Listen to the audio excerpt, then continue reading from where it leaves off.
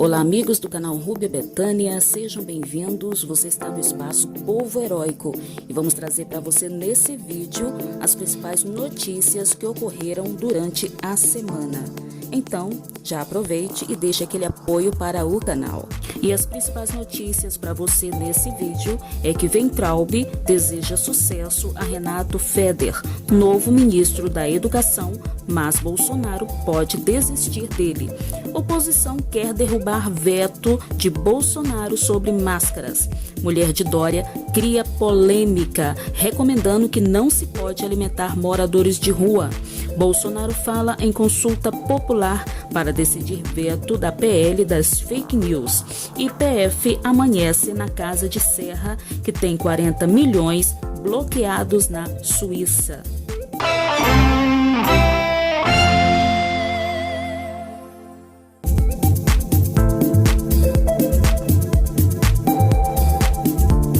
E a sexta-feira, dia 3, começou bem diferente para o senador José Serra, do PSDB. Aos seus 78 anos, ele foi denunciado pela Força Tarefa em São Paulo por lavagem de dinheiro. De acordo com o Ministério Público Federal, o ex-governador de São Paulo recebeu da empreiteira Odebrecht cerca de 4,5 milhões entre 2006 e 2007. O montante foi supostamente utilizado nas suas campanhas ao governo do estado de São Paulo e cerca de 23 milhões entre 2009 e 2010 para a liberação de créditos com a Dersa, estatal paulista, extinta no ano passado.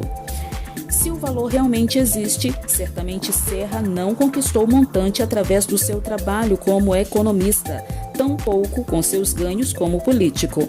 As maracutaias do PSDB estão finalmente sendo reveladas e os responsáveis precisam prestar contas à justiça.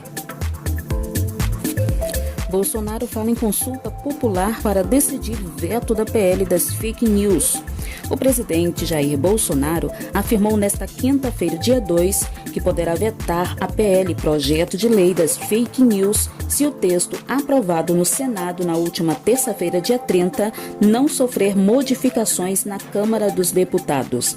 Ele cogitou uma consulta popular para decidir quais pontos do texto serão vetados. Durante a sua transmissão de live semanal no Facebook, ele afirmou: "É o jogo democrático. Se for aprovado na Câmara, chegando para mim o projeto, eu vou fazer uma consulta popular e ver o que deve ser vetado ou não." Eu vou fazer uma consulta popular, o que deve ser vetado ou não.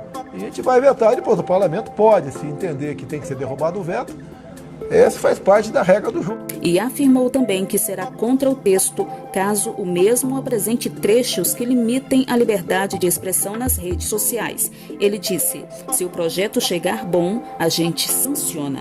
Se chegar como se apresentou até o momento, não há como não vetar", disse ele. O presidente disse ver dificuldade para a aprovação do texto atual entre os deputados.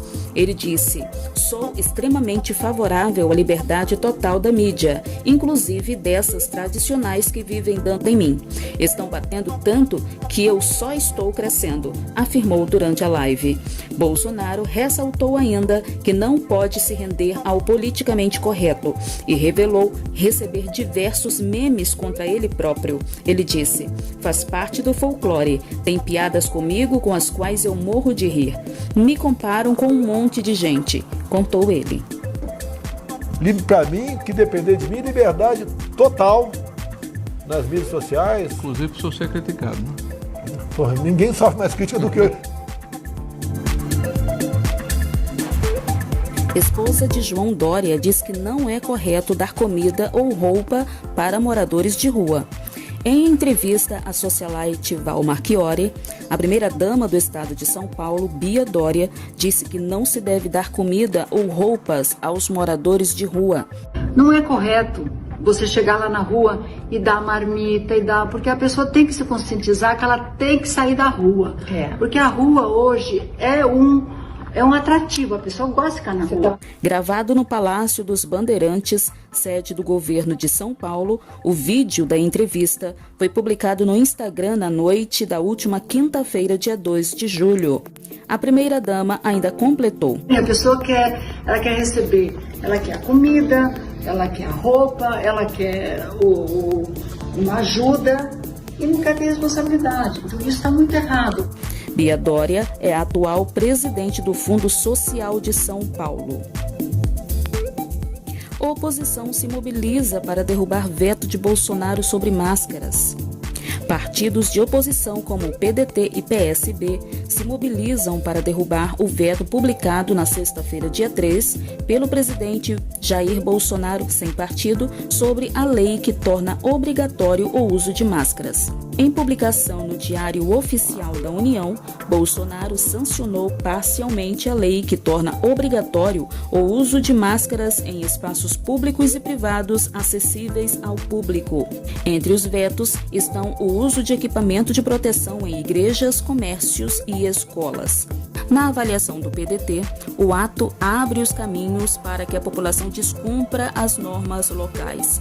A bancada do PSB na Câmara dos Deputados também articula a derrubada do veto presidencial. Weintraub deseja sorte e sucesso a Renato Feder. Weintraub deixou o MEC no último dia 18 de junho, após uma sequência de crises com outras instituições.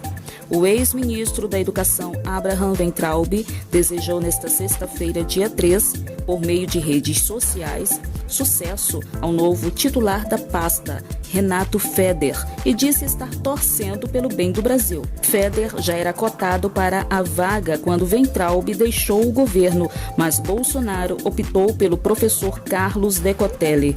No entanto, Decotelli saiu do ministério antes mesmo de tomar posse, em razão da descoberta de inconsistências em seu currículo.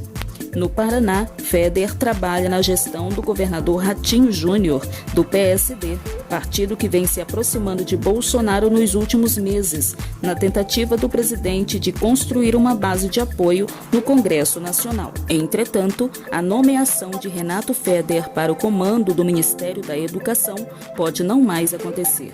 O motivo seria a resistência que o nome do atual secretário da Educação do Paraná vem sofrendo de aliados próximos a Jair Bolsonaro e de parte da base eleitoral do presidente.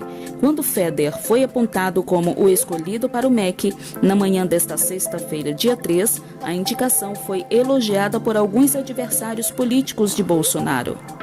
Por fim, pesou o fato de Feder não estar ligado à ala militar nem ao grupo ideológico que cercam o presidente.